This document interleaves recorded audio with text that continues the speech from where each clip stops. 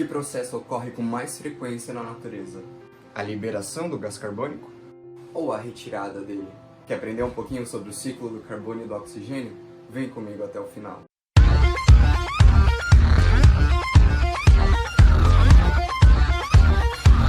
Ei, se liga! Você sabia que o carbono faz parte da composição química de todos os organismos vivos do nosso planeta? Ele faz parte da estrutura química de todas as substâncias orgânicas. A gente não consegue encontrar o carbono na forma livre na biosfera. Ele sempre vai estar associado com um outro elemento, principalmente lá com o oxigênio, formando o dióxido de carbono ou o famoso gás carbônico.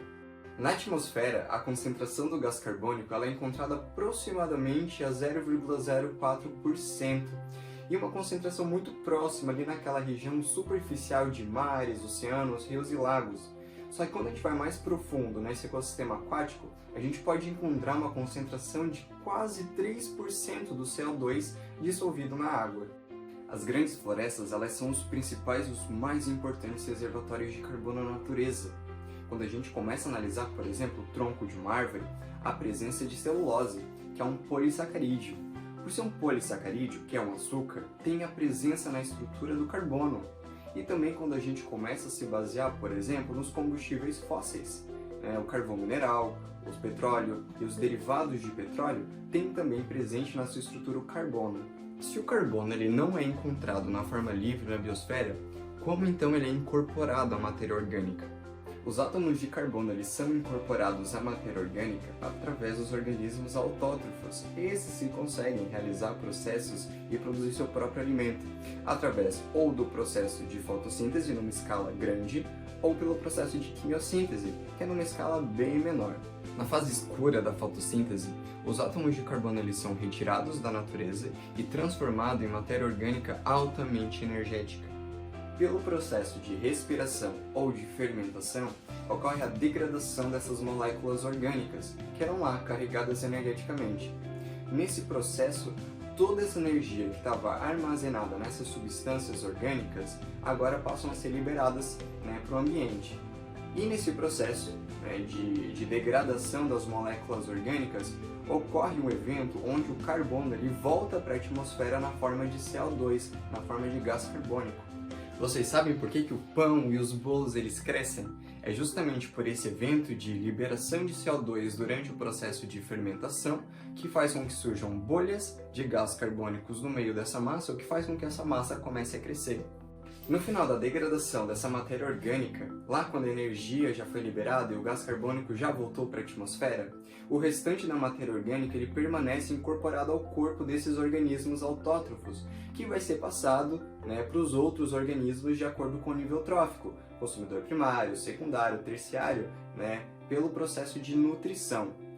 Quando esse organismo ele morre, ele vai entrar em decomposição e quem vai fazer a decomposição desses organismos, dessa matéria morta, são os fungos ou bactérias, que acabam também gerando nesse processo de decomposição alguns gases. E dentro desses gases a gente encontra também o gás carbônico, e assim ele se desprende e volta para a atmosfera.